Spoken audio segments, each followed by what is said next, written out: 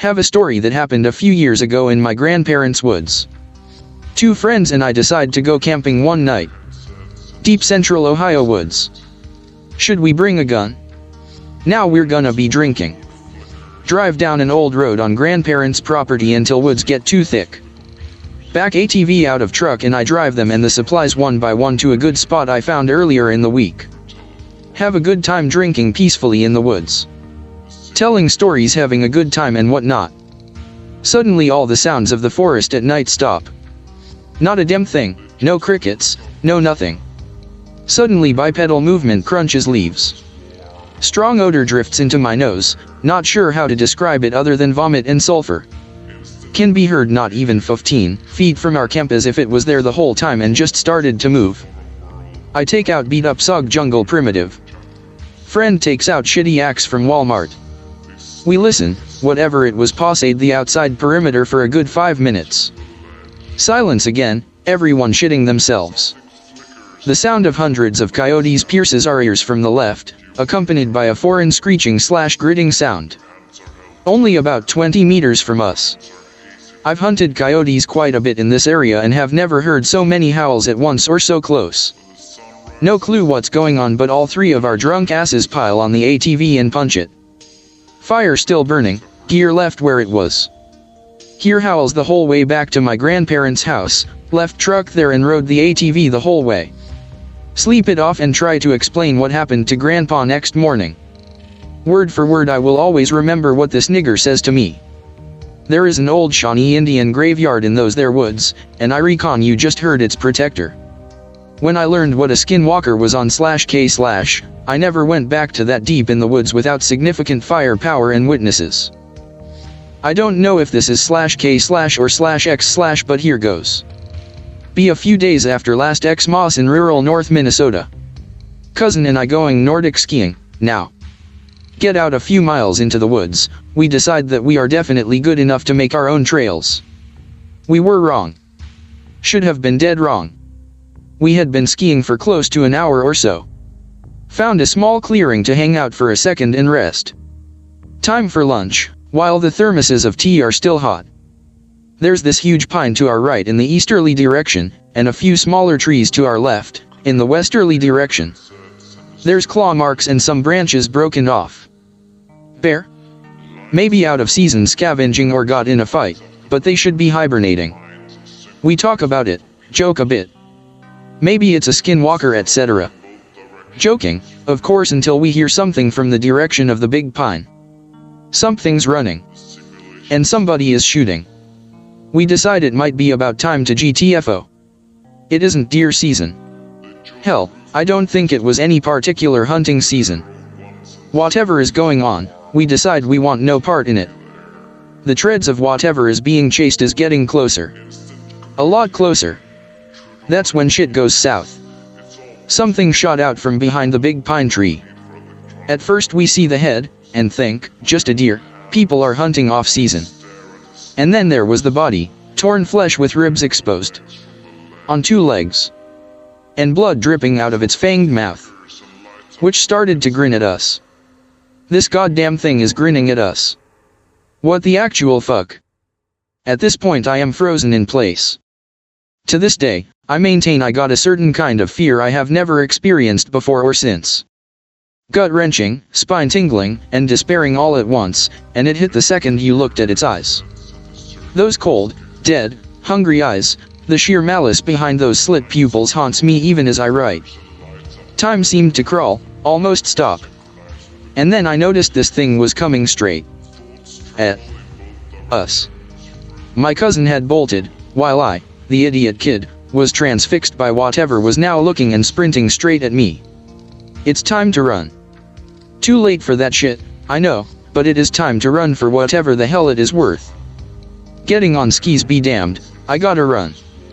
It's getting closer. I can't see it. I don't remember hearing it. But this thing is getting closer. And closer. Despair, adrenaline, fear, there's nothing to help now. I should have been a gunner. Crack. This fucker screamed right in my ear. It sounded like a cat getting hit by a lawnmower. It must have went down somehow, because I got whacked from behind by something, and slammed into a tree. Next thing I know, I am in something's arms. What the hell is looking at me? Did this thing wait for me to wake up? Nope. That ain't the thing I saw. A face is looking me over, not grinning, but looking down upon me with concern. It's a hard-faced man. Weathered by age, but somehow not defeated by it. It's a familiar face, but I couldn't place where at the time. Jacob. Damn it, the little bugger's fine, get up and let's get going. Or am I going myself? A bearded man is approaching us, done up in blue and gold with a cap. Calm down, Ed. I'll attend to him Ricky Tick and then we'll have the bastard. He stands me up, brushes off my back. He's got an older looking bolt action over his shoulder, almost full wooden sock. No magazine that I could see. Looks like he is wearing some kind of fatigues. Your skis are by the side of the trail, about 100 yards to our west. You're going to get them on, stay on that trail, and get the hell out of here, you hear me, boy? Yes, sir. Now get home. Don't tell Lou where you've been. Yes, sir. Dazed, shaking from the cold, amazed I didn't shit myself, and thoroughly embarrassed, this was no time for a debate. Found my skis, and I stayed directly on that trail, clinging to its center like my life depended on it. Found my cousin with the sheriff at the end of the trail. WTF? Anon. Thank the Lord, I thought you were a gunner. No. Any words on what happened, son? Your cousin here says you were skiing off trail, and ran into a rabid bear and got separated. No, sir, I don't. I don't want to say much more. Well, I think it's best you kids make for home. It's getting dark, and it's cold out there. Fast forward a few hours and we are home.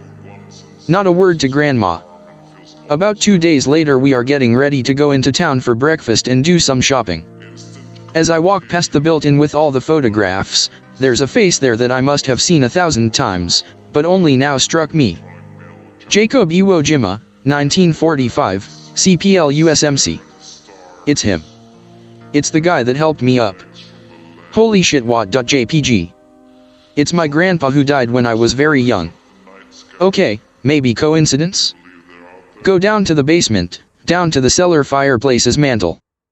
There's an old rifle I know has been hanging up there for years. It's there. It's identical. And I swear to God, it felt hot to the touch. I still don't know if it was all a bad hallucination, a dream, or what the fuck is going on out in God knows where Minnesota, but I am not going back. Congratulations, you've inspired a TLDR story. One night when I was in college, my more popular friend Jeff invited me to this huge party. It seemed like everybody at our school was packed into this one house getting shit-faced. Party was pretty fun until about 1 o'clock when I just started to get tired and wanted to sleep. I was planning to crash at the house, but it was way too crowded for that, and everyone was sort of drunk and out of control trying to find a place to pass out or hook up. Decide to just walk the 2.5 miles back to my dorm. Jeff, his GF, and another sort of weird quiet guy named Kyle decided to accompany me. Beat the crowd leaving the party, so the streets were totally empty. We're in a quiet residential area and everything is perfectly still and silent. After drunkenly trudging several blocks towards home, Kyle calmly informs us that somebody is following us. Look behind us and see this big lanky fucker 1.5 blocks behind us. Jeff calmly suggests that he obviously is coming from the same party as us, but I'm not so sure. My first impression of this guy was that he was some weirdly tall homeless guy with a gimpy leg. Can't make out anything except this weird silhouette wobbling toward us. Whatever, there's 3 of us guys and only one gimpy hobo. We drop Jeff's GF off at her house about halfway home. The homeless guy is still behind us, but far enough away to not be a threat. After about 15 minutes more of walking, Jeff realizes that his GF left her house key in his jacket. Decide we have to go back to her house or she'll be stuck outside all night. Don't really want to go back, I'm pretty drunk and tired too, but I don't feel like going off on my own. Something about the ambience of the night had changed. The air seemed like it was really damp and charged with static electricity or something. It stung a little when I breathed through my nose. Soon we get back to Jeff's GF's house. She's nowhere to be seen. Suddenly Kyle says, "Look," still calm but with a bit of a quiver in his voice. We look down a side street and see the guy we saw earlier standing stock still in the middle of the street, silhouetted by the sodium arc streetlights and staring at us. We get creeped out and retreat into his GF's yard and sit on a little bench in front of her house. Suddenly Jeff gets a call from his GF. He answers it while me and Kyle keep an eye on the stranger. He's not moving at all, just standing with his head cocked back staring at us. She sounds a lot more cheerful than you would expect of a tired drunk girl who's been stuck outside her house with a scary stranger for half an hour. After a really weird and repetitive conversation with Jeff, she asks us to meet her at a park down Eldridge Street. Feel a shiver run up my spine, the air feels like it's sizzling on my tongue. On a hunch look up at the street sign leading to the stranger. Eldridge. Nope. Jeff wants to go meet her obviously, but me and Kyle are really against it. Jeff reasons that the homeless guy is probably harmless anyways. I look up to see if he's moved. The stranger is gone from the road. I'm fucking terrified. Jeff convinces us to start moving anyways. We reluctantly start to make our way down the road towards the park, even though shivers are running up and down my spine like firecrackers at this point. The air tastes like nosebleeds and phlegm. We reach the park and there's no sign of Jeff's girl. I used to go to this park as a kid, it's a lot scarier than I remembered it being. Half the street lamps are busted, the cones of sodium arc light are few and far between. I'm looking around the park when I make out a shape under a distant sodium arc light. Nope. It's the stranger, walking in agitated circles throwing its arms up and down. Me and Jeff and Kyle watch it in a trance for several long moments. The figure just keeps going in a perfect circle throwing its arms up and down with all its might and stomping its feet. Eventually Jeff swallows and whispers, "Maybe we dash." Instantly the stranger freezes and turns toward us. The air is suddenly filled with a nauseating stench of burning ozone. Eyes start to water in shock and fear. We stare back at the figure for a few seconds until suddenly we hear a cheerful voice. "Hey guys. Come over here. I'm right over here. Hey guys. Come over here." All said with a vaguely emotionless cheerful inflection, doesn't even sound like it's expecting any kind of response, but it's quite obviously Jeff's girl. Jeff chokes out, "B babe, come over here right now." There's a long pause. The stranger is still staring at us. "Hey guys. I'm right over here. You should come over here." A few seconds pass. Kyle lets out a little whimper and immediately swallows to cover it up. The figure is moving towards us. Hunched over, taking long strides on its lanky legs, staying low to the ground, probing the grass with its fingers as it moves toward us. Like no human movement I've ever seen before. We watch in stunned silence until it passes out of the light into darkness. Suddenly all the lights in the park explode at once. Me, Jeff and Kyle immediately turn tail and sprint screaming from the park. Can't see shit in the pitch black night, desperately just want to be home with people somewhere where there's light. Jeff and Kyle are no longer by my side. Hear them call out to me in the night. From multiple directions. Before long there are about 4 different Jeffs screaming my name. Cover my ears and run onward, screaming to cover the noise. Suddenly I hear straight off to my left, in a perfectly calm tone, through my hands as if they weren't even there. "Hey Anon. Come over here." Freeze and look into the darkness. The moon is shining through a chain link fence that marks the end of the parks and the beginnings of the wilderness where they have all the sewage pumping stations beyond. See a figure slouched into the fence, clutching at it with arms at least 4 feet long. Suddenly it lets out a scream and drops to the ground, limbs twitching as it crawls toward me. I vomit and run sobbing for my life. Eventually I find myself on a regular street again. Weep with joy, make my way back to my dorm. Outside the dorms I find Kyle pale as a sheet smoking a cigarette. Call out to him. As soon as he hears my voice he turns even whiter and runs inside. I make my way to my dorm room, lock my doors and windows, and sleep under my blankets. The next day I find Kyle and Jeff on the quad. We file a missing persons report for Jeff's girl. 3 days later state police found her body stuffed under a sewage pipe in the swampy wilderness beyond the park. They never found her face or the vocal cords ripped from her throat. Be camping on mate's property. Isn't that big go camping about AK from his house? Sitting in the tent talking, smoking cigarettes and drinking beer, all the cool shit the 15-year-old rebellious kids do. Gets a bit later in the night, all of us are in the tent. Start hearing weird sounds. Sounds get closer, hear twig snaps and shit in the bush around us. Start hearing some weird chanting in what I guess was ABO speak. Keeps getting closer, can't see shit. We're all paralyzed with fear.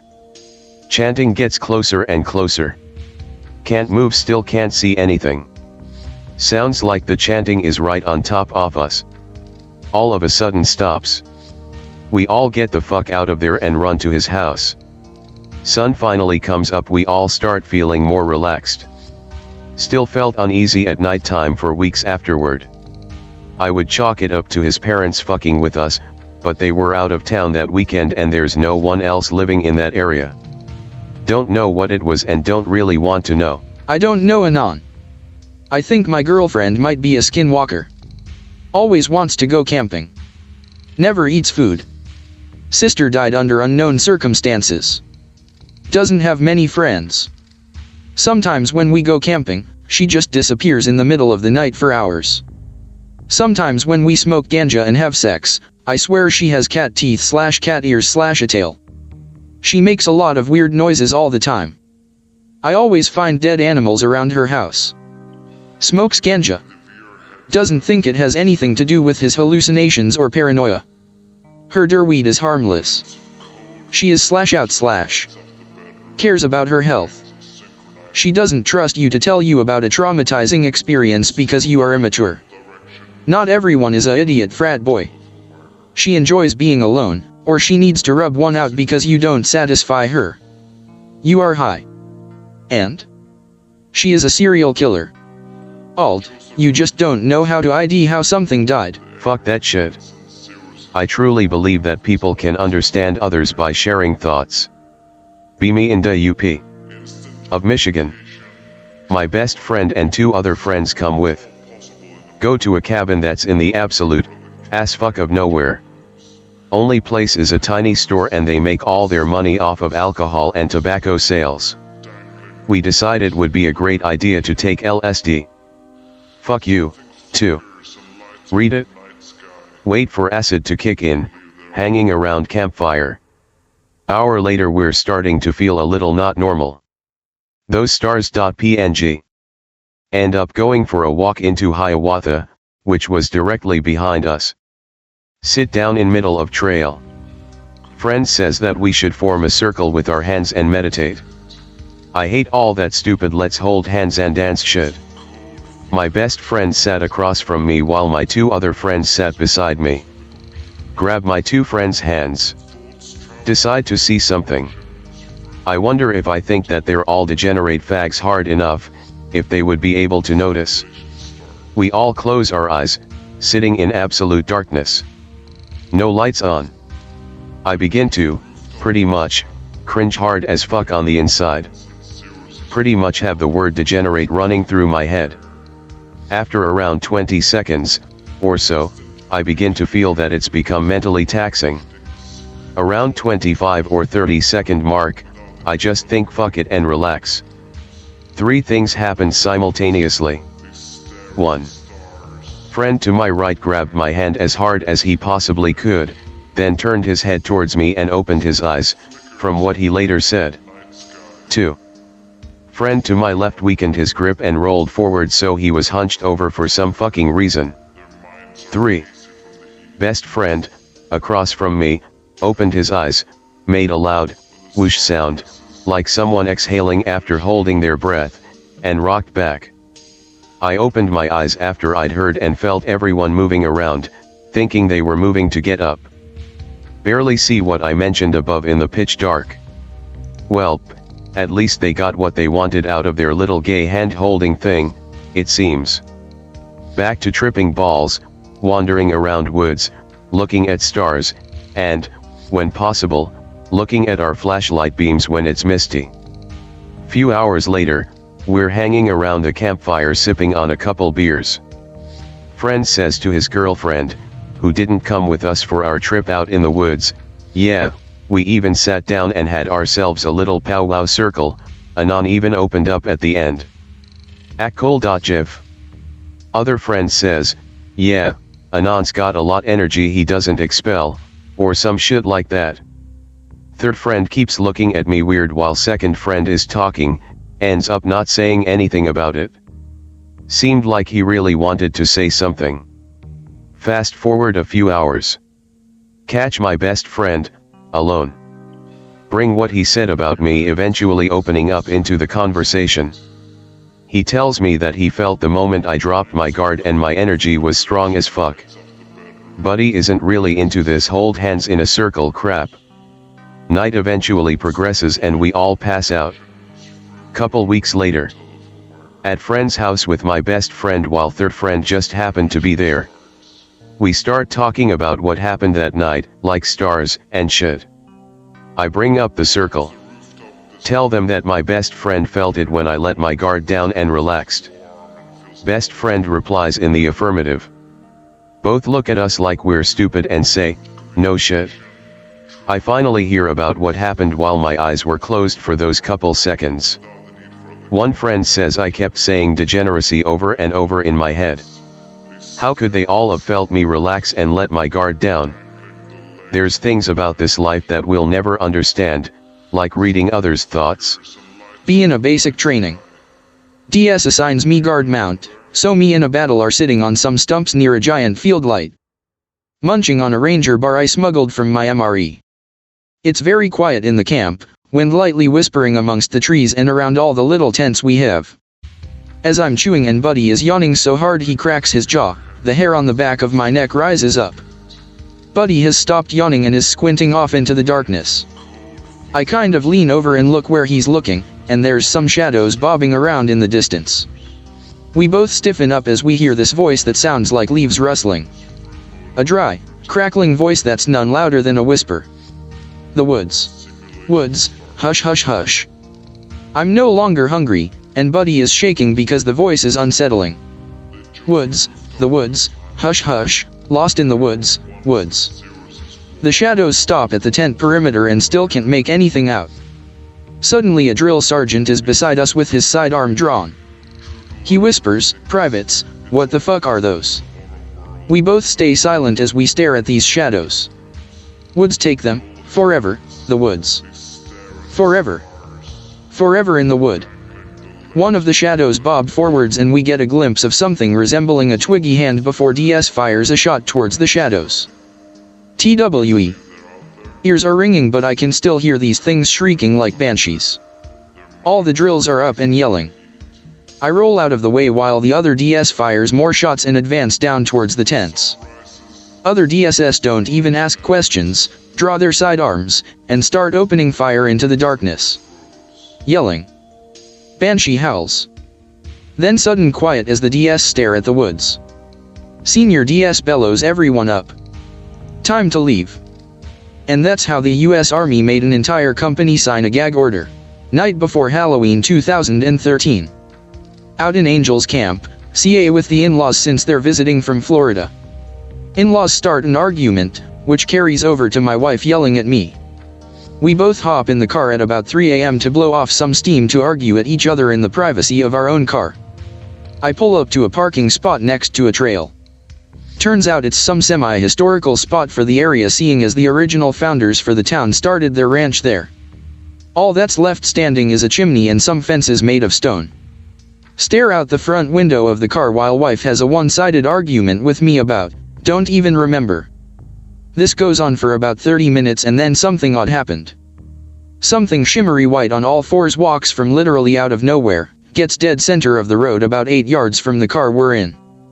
Takes a sitting position and faces me and stares into the windshield for what felt like an hour. I've never had this feeling before but I didn't like it one bit.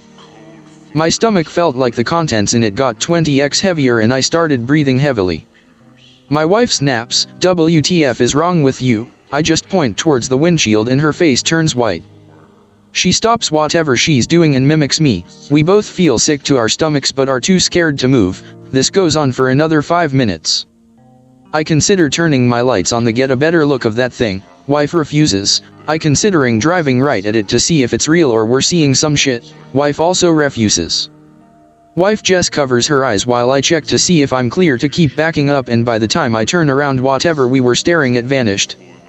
I speed back to the in-laws and me and the wife admit whatever we were talking about wasn't interesting compared to whatever the fuck just happened, so we got over it and cuddled. There is actually more to the story. I'll continue if anyone's interested. Been on 4chan since Halloween of 06 and this is my first set of dubs. The morning after our encounter with spooky white four-legged thing, the wife and I tell her brother about it and he agrees to go back with to Halloween night to check it out. The time comes and we drive back, just me and the brother-in-law, let's call him Fuckface. Fuckface and I take flashlights and look up and down the whole area. No hoof prints, no lights in the area that could make a glare. No trash in the area that we could mistake for something else. So we scope out this trail and the old Selkirk ranch. Peek around the stone fences, do a lap around the property, no sign of anything. Climb to the top of the chimney with a flashlight and scan the area like a lighthouse. Nothing, so I smoke a cig on top of it and head home just so I can say I did, then head back home bummed. The in-laws leave the morning after Halloween is over, ask if I'm okay with house sitting for a week at $200 a day to water plants. We take it cause why the fuck not. We have this beautiful place all to ourselves. The property is on a golf course, backyard is the 9th hole, even have a hot tub, tennis courts and a gym. We have our little mini vacation during the day, but then nighttime came around and everything got weird again. The guest room beside ours was empty anytime you walked by it. The air felt 20 degrees colder and you got an odd sense of dread that we didn't seem to get when the in-laws were actually in the house. We tested out. Anytime you walk by the door it gets colder and you feel like your stomach drops, so we went inside, made sure the windows were closed and turned up the heater and closed all the vents except for the 3 in that room. We turned it up to 85, even with all the vents in the house closed it wouldn't get over 72 degrees. So we said fuck it, something's up, we will just sleep in another side of the house. Another part. The next night we're marathoning Breaking Bad, and that fucking stupid episode about the fly comes on. All of the sudden the lights in the cabinets turn on. All the cabinets in the house have glass panels so you can see into them, and lighting that we didn't even know existed. Then kept turning on and off. We called my father-in-law and asked him how we turn them off. On the inside of the cabinets you have to rub the screws to turn the lights on. You have to do this to each of them individually. So every cabinet in the house is turning on and off, and there is no way we could have turned them on by accident, and no way could we do it all at once. Then all of the sudden it just stops. We chalk it up to another spooky thing we can't explain and go back to watching BB. Next thing we know the front door flies open. Now this thing is super heavy and it had a lock so strong I couldn't actually open it. We usually just went through the garage. Me and wifey put our body weight into the door and force it closed and scratch our heads trying to figure out WTF is going on. We go different ways in the house to keep our minds off it.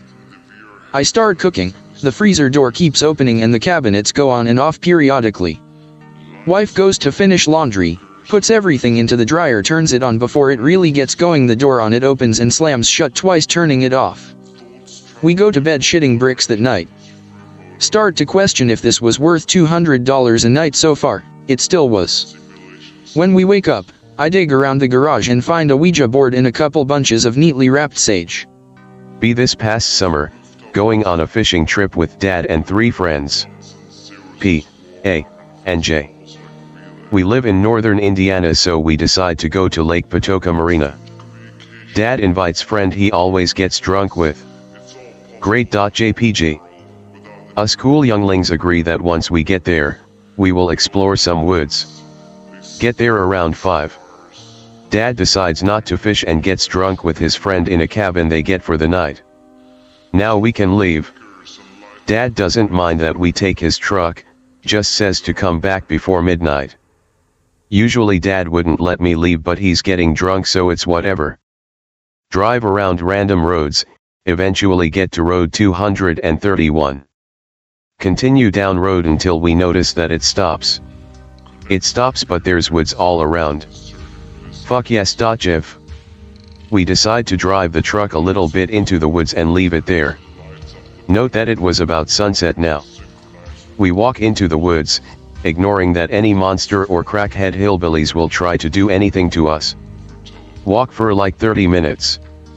Definitely dark now. We had 2 flashlights and our phone flashlights, but it was pretty dark even with that. Come to this weird looking cut down tree, decide to smoke a blunt. Before we even roll it, we hear this knocking on trees nearby. Wait to see if it happens again, but it doesn't. Just shake it off. Taylor Swift. P eventually rolls shit blunt and he and Jay smoke it together. Continue walking and decide that we will continue until we reach Lake Patoka. We keep walking until we hear the knocking again. Get spooked cause we believe someone is following us. Jay yells out to come out. Immediately tell him to STFU because we don't want to fuck around with anyone. Only protection he have is A's Glock 17. Keep walking now, aware that there's knocking on the trees more often now. It keeps getting louder. Jay constantly keeps looking back and saying random shit every time there is a knock. After a knock he says, "Bet you won't come out, pussy." We stop after we hear something in the bushes and branches breaking. We literally stand there for like 5 minutes waiting for someone to come out. Could be raccoons or some shit, so we walk slowly. Hear footsteps, then as if there was a dog running around. At this point we are shitting bricks. Continue walking, speed walking that is. We don't want to run in case whatever it is comes out of nowhere and just jumps us. We actually think like normal human beings and stop and decide to go back instead. P freaks his shit saying he doesn't want to go back with that thing back there. Convince him that it's a better shot than staying in the woods. As soon as we are going to go back, we hear this laughter, this weird hyena sounding like laughter. As soon as we hear this, we convince ourselves that it's some asshole fucking with us. A walks with his gun out now, and the laughter just keeps going. How big is this guy's laugh box? It continues and Jay eventually gets pissed and grabs a branch and throws it in the direction it is coming from. Laughing stops. We realize that there is literally no noise in these woods, like no crickets, no birds, nothing. Jay yelled out something like, "Leave us alone, you dick, it's not funny anymore." Like 10 seconds later, we hear this loud ass roar. Like no joke, it sounded like lion roar mixed with the elephant growl. We finally decide to fucking run for it. As we are all running they begin to leave me because I'm a fat shit. Yell at them to wait but they are scared as fuck and haul ass. So much for gun protection. They actually leave me behind, but what they didn't know was that I had the key to the truck. I stop for a bit to catch my breath and hear something running behind me. It still sounds like a dog running. For some reason I couldn't move. I just stood there as if I basically just accepted that whatever it was going to just kill me. I just stare and see this weird human-like person on all fours running straight at me, pic sort of related. I couldn't move and couldn't speak, this thing was so fucking fast. I get shoved and turn around and it's a. He sees the thing coming and shit bricks and pulls me to run. We run for about 5 minutes straight. Literally an idea how my fat ass did it, but I did. We just jogged and came across J and P. We are all together now and we didn't hear the thing behind us anymore. Still not taking chances, we speed walk and eventually just jog back. We hear the hyena laughter again, and we sprint like a bitch. P runs back, we all yell at him and then try to catch up to him. We actually had to push him down to stop him, and pick him up and run again. The hyena laughter doesn't stop and it keeps getting louder. We run and run but the damn woods don't seem to end, even though we weren't really in deep woods. The hyena laughter turns into a scream, and we hear the roar again. But this time we even shit a bulldozer out because we heard the roar twice, and the laughter at the same time. Either this thing can make those noises at the same time or there is more than one out there. We eventually get to a tree that was broken down, and when we turned we saw these glowing yellow eyes, like a raccoon or cats when the light reflects, except we didn't flash our flashlights at it. It's just looking at us. I flash the light at it and we finally see how these things look. It was like a human, really skinny, skin seemed brown and slimy, it had like a small amount of hair on its head and back, and its arms seemed longer than the actual legs. Once again, back to running. Jay yells at A to stop being a pussy and shoot that thing. No need, cause we reached the truck. Get in and spend like 2 minutes just looking for the keys. Freak out because I thought that I had dropped it, but found them in my back pocket for some reason. We get in, and once the lights turned on, the thing was there standing. It was on its hind legs just standing, the arms just hanging with these ugly long fingers. It stood there sort of twitching. P was telling me to run it over. Fuck that. Put it in reverse and keep going in reverse until we get to the road. The thing was still standing there, and we see another one come out. The second one seemed larger, probably about 6 feet tall, and that fucker roared and pulled the other one. I don't have time to turn this damn truck around. The things run straight for us, and I push my foot as far the pedal went on reverse. I was going too damn fast in reverse. I almost thought I was going to flip over somehow. The things were on the road running towards us, and never have we been so scared in our lives. They eventually stop after about 30 seconds, and we reach a little ranch. Finally turn truck around and go 90 until I get to Red Hills Road. Keep going back screaming at each other about what just happened. Tell Dad, and he just laughs at it, and says we can go back tomorrow, but he was drunk. We stayed up all night just talking about it. We were going to call the police but realized they would get mad at us for going into the woods, plus who is going to believe 4 stupid-ass college students and 2 of them being high? We actually do talk about it all the time and tell other people, but no one believes us or care, so we just keep it to ourselves. After that day we never want to go back in the woods ever. Also, I had this nightmare about that thing, and it actually spoke to me. It told if I liked its surprise, and it just kept repeating it over and over again. Have you felt like you were lost? Like everything around you in a dark wood just keeps repeating itself? Me and a buddy of mine decided that after a graduation party we would walk back through the wooded area behind my neighborhood. Faster that way, he says. There isn't going to be enough light from your phone to find the trail all the way back. I know you know this place well, but looking at the ground with just the light from your phone ain't going to help. This was back when you didn't have an LED on every phone there was. It will be alright, he kept assuring me, and I finally said okay. We started out our journey. It was about midnight at this point. The only natural light we had was the little bit bleeding through the treetops from the stars. It didn't help at all. About 30 minutes of walking, the trail begins to thin out a bit and the brush keeps smacking us in the face and legs and arms. We are both cut up pretty bad just from constant kneeling and brush and thorns. Nothing fatal though. We give it about 10 more minutes before we both start to wonder if we are lost.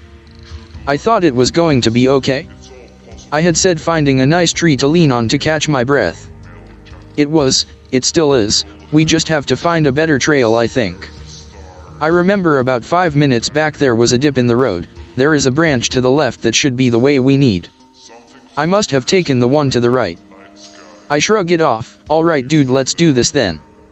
We get to where the dip was and notice there was water running through it now. It was murky and kind of a dark red color, or that's what I could make out by the light from his phone. Was that like that before?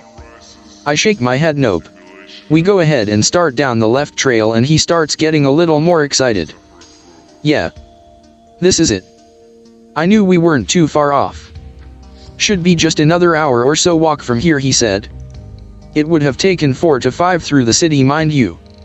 We walk for a solid 10 more minutes and came across something in the trail ahead of us. We stop to try to make out what it is. I whisper, what do you think it is?